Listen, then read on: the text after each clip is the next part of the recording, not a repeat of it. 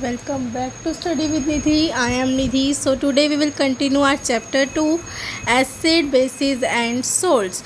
So previous videos में हमने cover कर लिया था ये चैप्टर आधा हम पीएच पढ़ रहे थे। पिछली वीडियो में हमने पीएच के बारे में कवर करा था। पीएच स्केल क्या है? पीएच स्केल एक यूनिवर्सल इंडिकेटर है और कैसे हम टेस्ट करते हैं कोई भी चीज़ एसिड है तो वो कितनी एसिड है, स्ट्रॉन्ग एसिड है या वीक एसिड है, स्ट्रॉन्ग बेस है, स्ट्रॉन्ग एसिड है।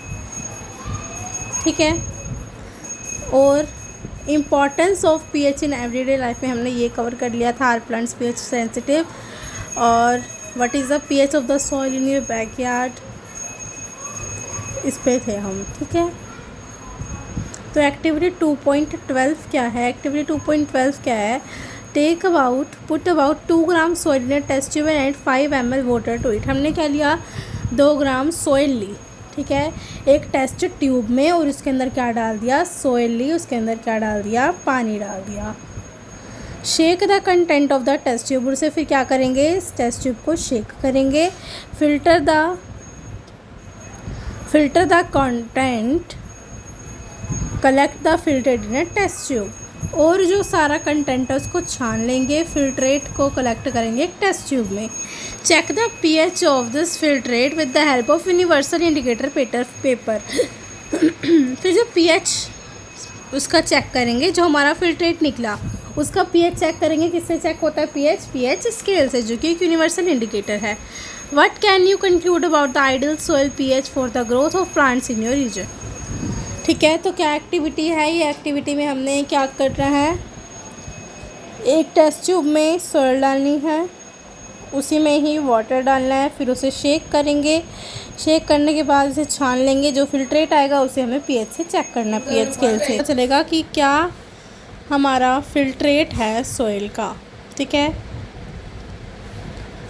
हमने फिल्ट्रेट लिया, यूनिवर्सल इंडिकेटर से क्या करेंगे? चेक करेंगे, मतलब पीएच स्केल से। जब हम चेक करते हैं तो जो फिल्ट्रेट है उसका पीएच आता है हमारा 6 to 7, मतलब वो क्या होता है? एसिडिक से न्यूट्रल के बीच आता है। ठीक है, एसिडिक भी हो सकता है, न्यूट्रल भी हो सकता है। ठीक है, तो ये इसकी ऑब्जर्वेशन आएगी कि पीएच जो है सॉइल का वो कैसा होता है? एसिडिक से न्यूट्रल। नेक्स्ट है pH in our digestive system. इसका क्या रोल है डाइजेस्टिव सिस्टम में पीएच का? It is very interesting to note that our stomach produce hydrochloric acid. सबको पता है कि हमारी बॉडी क्या प्रोड्यूस करती है? हाइड्रोक्लोरिक एसिड, मतलब HCl प्रोड्यूस करती है। जो HCl है ये क्या करता है? It helps in the digestion of food without harming the stomach. ये फूड को डाइजेस्ट करता है और स्टमक को हार्म करे बिना। तो क्या HCl क्या करता है? HCl डाइजेशन ऑफ फूड करता है without harming our stomach. During indigestion the stomach produces too much acid and this causes pain and irritation. जब हम खाना खाते हैं तो जो हमारा स्टमक है वो क्या प्रोड्यूस करता है? बहुत ज़्यादा एसिड प्रोड्यूस करता है, जिसकी वजह से पेन और इरिटेशन हो जाती है पेट में। ठीक है, to get rid of this, इसके लिए इस पेन को कम करने के लिए पीपल जो वो यूज़ करते हैं बेसिस, जिसे बोलते हैं हम एंटासिड लेते हैं। आपको पता होगा लोग जब गैस वगैरह, पेन, पेट में दर्द, इरिटेशन वगैरह होता है तो क्या लेते हैं? एंटासिड लेते हैं। One such remedy must have been suggested by you at the beginning of this chapter. These antacids neutralize the excess acid.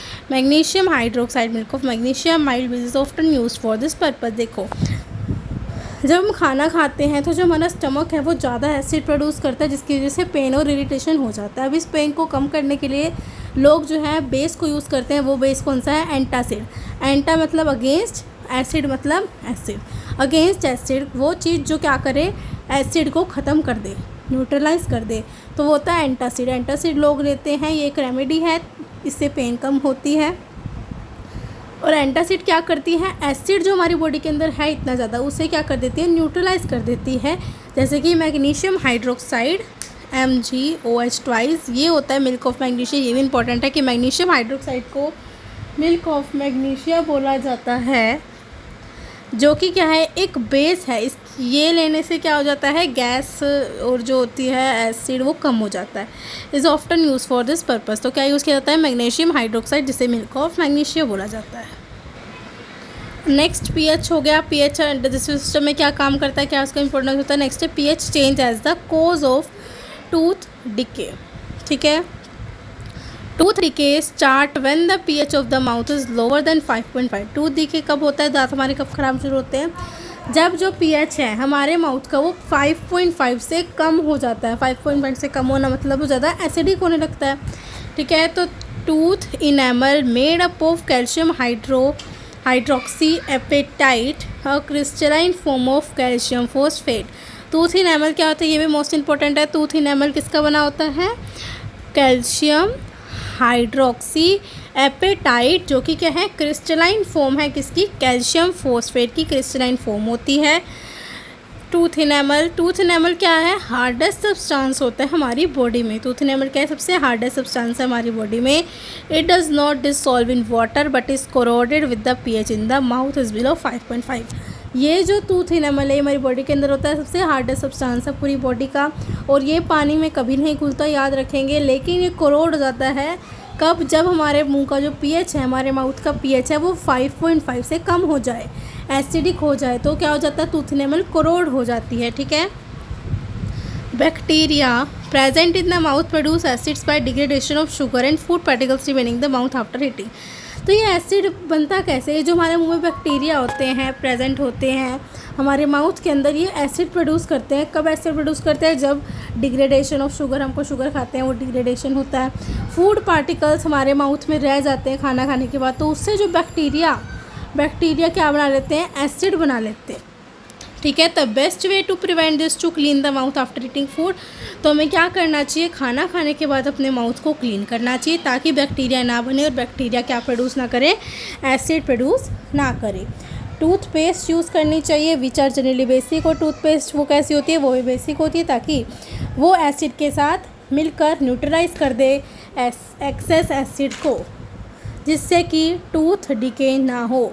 For cleaning the teeth can neutralise the excess acid and prevent tooth decay. तो समझ में आया क्या होता है, tooth decay कब होता है, जब हमारे माउथ का पीएच जो है वो 5.5 से कम हो जाए, मतलब एसिडिक हो जाए। टूथ इनेमल क्या होता है, टूथ इनेमल किसका बना होता है, कैल्शियम फॉस्फेट का, इसे कैल्शियम हाइड्रोक्सी एपेटाइट भी बोला जाता है। टूथ इनेमल सबसे हार्डेस्ट सब्सटेंस होता है हमारी बॉडी का, ये कभी भी पानी में डिसॉल्व नहीं होता, ये कोरोड हो जाता है बल्कि जब हमारे माउथ का पीएच जो है वो 5.5 से कम होता है। अब ये एसिड बनता कैसे है हमारे माउथ में, कुछ बैक्टीरिया प्रेजेंट होते हैं। बैक्टीरिया कहाँ से आते हैं, जब हम खाना खाते हैं तो कुछ फूड पार्टिकल्स हमारे माउथ में रह जाते हैं जिसकी वजह से बैक्टीरिया होते हैं, और वो बैक्टीरिया क्या प्रोड्यूस कर देते हैं, एसिड प्रोड्यूस कर देते हैं। तो हमें क्या करना चाहिए, अपने माउथ को क्लीन करना चाहिए खाना खाने के बाद, और टूथपेस्ट यूज़ करनी चाहिए because toothpaste is a basic. Toothpaste क्या है, बेसिक नेचर में है। वो क्या करेगी, जब हम ब्रश करते हैं टूथपेस्ट से, तो टूथपेस्ट जो बेसिक होती है वो एसिड के साथ मिलकर न्यूट्रलाइजेशन रिएक्शन कर देती है, मतलब जो एसिड होता है हमारे माउथ में वो बेस के साथ मिलकर न्यूट्रलाइज हो जाता है। क्लीनिंग द टीथ को हमारे साफ़ कर देता है, एक्सेस एसिड को न्यूट्रलाइज करता है, जिससे कि टूथ डिके नहीं होता। क्लियर हो गया, ठीक है। नेक्स्ट है self defence by animals and plants through chemical warfare. अब एनिमल्स और प्लांट्स जो वो अपने आप को बचाने के लिए भी यूज़ करते हैं, ठीक है। कैसे, have you ever seen stung by a honey bee? Bee sting leaves an acid which causes pain और इरिटेशन। कभी कभी आपने देखा होगा कि हनी बी आपको काट जाती है, ठीक है। Bee sting leaves an acid which causes pain और इरिटेशन। अब जो हनी बी आपको काटी तो उससे कुछ एसिड आ जाता है आपकी बॉडी पे, वो एक एसिड छोड़ती है जिससे कि पेन और इरिटेशन होती है, ठीक है। तो use of a mild base like baking soda on the stung area gives relief. तो हमें क्या करना चाहिए, माइल्ड बेस जिसे बोलते हैं बेकिंग सोडा, एक माइल्ड बेस होता है, ये माइल्ड मतलब स्ट्रॉन्ग बेस होता है बेकिंग सोडा, उसे यूज़ करना चाहिए इंस्टेंट, ताकि हमें रिलीफ मिल सके, पेन और इरिटेशन कम हो जाए। Stinging hair of nettle leaves inject methanoic acid causing burning pain. अब जो स्टिंगिंग हेयर होते हैं नेटल के, वो क्या छोड़ देते हैं, मिथेनोइक एसिड छोड़ देते हैं हमारी बॉडी पे, जिससे कि बर्निंग होता है और पेन होता है। तो हमें क्या यूज़ करना चाहिए, बेकिंग सोडा यूज़ करना चाहिए, ठीक है, ऑन द स्टंग एरिया पे, ताकि हमें रिलीफ मिल सके। तो हम कैसे बचा सकते हैं एनिमल्स और प्लांट्स से अपनी बॉडी को, कैसे बचा सकते हैं बेकिंग सोडा को करके, तो self defence by animals and plants through chemical warfare, ठीक है। केमिकल्स जो वो हम पर डालते हैं उससे हम कैसे बच सकते हैं, बेकिंग सोडा डालकर, ठीक है। नेक्स्ट है nature provides neutralisation option. Nettle is a herbaceous plant which grows in the wild. Nettle क्या है? एक हैबिशियस प्लांट है जो कहाँ पर ग्रो होता है? वाइल्ड में। Its leaves have stinging hair. इसकी जो लीव्स होती हैं उसमें स्टिंगिंग हेयर होते हैं जो क्या कॉज करते हैं? Painful stings when touched accidentally. जब उसे टच कर दें तो वो क्या होता है? पेनफुल स्टिंग्स होते हैं, उस पर कांटे से लगे होते हैं तो वो हमें चुभ जाते हैं, जिससे कि क्या होता है? पेन होता है। This is due to the, ये क्यों होता है? क्योंकि इनके पास methanoic acid secreted by them, क्योंकि इनके पास जो नीटल है इनके पास मिथेनोइक एसिड होता है। और traditional remedy scrubbing the area with the leaf of a डोक प्लांट। तो हमें क्या करना चाहिए? इमीडिएटली इसी के साथ में एक डोक प्लांट होता है उसे अपनी बॉडी पर रब कर लेना चाहिए, ठीक है। Which often grows beside the nettle in the wild. और जो ये डोक प्लांट है ना, ये नीटल के साथ में ही ग्रो हो रहा होता है, तो हमें इमीडिएटली डोक प्लांट को अपने ऊपर रब कर लेना चाहिए, ठीक है, जहाँ भी हमने उसे टच किया है। Can you guess the nature of the dock plant? So next time you know what to look out if you accidentally touch a needle plant with tracking. Are you aware of any other effective traditional remedies for such things? तो इसमें बस ये हमें बताया गया कि कुछ nature भी हमें कुछ रेमेडीज़ प्रोवाइड करता है न्यूट्रलाइजेशन ऑप्शन। जैसे इसमें तो हमने बेकिंग सोडा लगा के न्यूट्रलाइजेशन रिएक्शन कर ली, ठीक है। इसमें हमें टूथपेस्ट से हो गया एसिड न्यूट्रलाइज। तो नेचर भी कुछ चीज़ें ऑप्शंस प्रोवाइड करता है। कैसे? एक नीटल प्लांट होता है जिसको हम टच करेंगे तो वो हमें पेनफुल कोज करता है, उस पर कांटे कांटे से लगे होते हैं। तो नीटल के साथ में एक डोक प्लांट लगा होता है जिससे कि क्या हो जाता है? हम उसे रब कर दें तो वो न्यूट्रलाइज हो जाता है, हमारे अंदर जो मिथेनोइक एसिड है वो ज़्यादा नहीं बढ़ता, ठीक है। हमारे जो इसके नीडल के पास मिथेनोइक एसिड होता है वो हमारी बॉडी के अंदर आ जाता है, जिससे कि डोक प्लांट को रब करने के बाद वो हट जाता है, ठीक है। तो डोक प्लांट और नीटल प्लांट को याद रखेंगे क्या होता है। नेक्स्ट ये आपको दिए गए हैं कुछ नेचुरली ओकरिंग एसिड हैं ये, जैसे कि विनेगर। विनेगर के अंदर होता है एसिटिक एसिड, एसिटिक एसिड, ठीक है।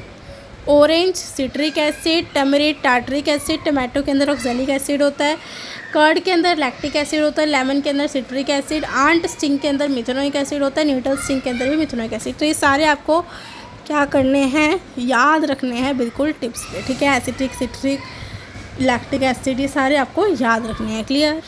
चलो नेक्स्ट मोर अबाउट सोल्ट्स, ये हम नेक्स्ट वीडियो में कवर करेंगे। अगर आपको ये समझ में आया हो पीएच और उसके यूजेस, क्या इंपॉर्टेंस होती है पीएच की, तो वीडियो को लाइक करना, चैनल को सब्सक्राइब करना और सबके साथ शेयर करना ताकि बाकी बच्चे भी पढ़ सकें। तो तब तक के लिए बाय बाय, थैंक यू, और अपनी पढ़ाई करते रहें। अगर आपने पिछली वीडियोस नहीं देखी हैं तो उसका लिंक आपको डिस्क्रिप्शन में मिल जाएगा। Thank you, bye bye.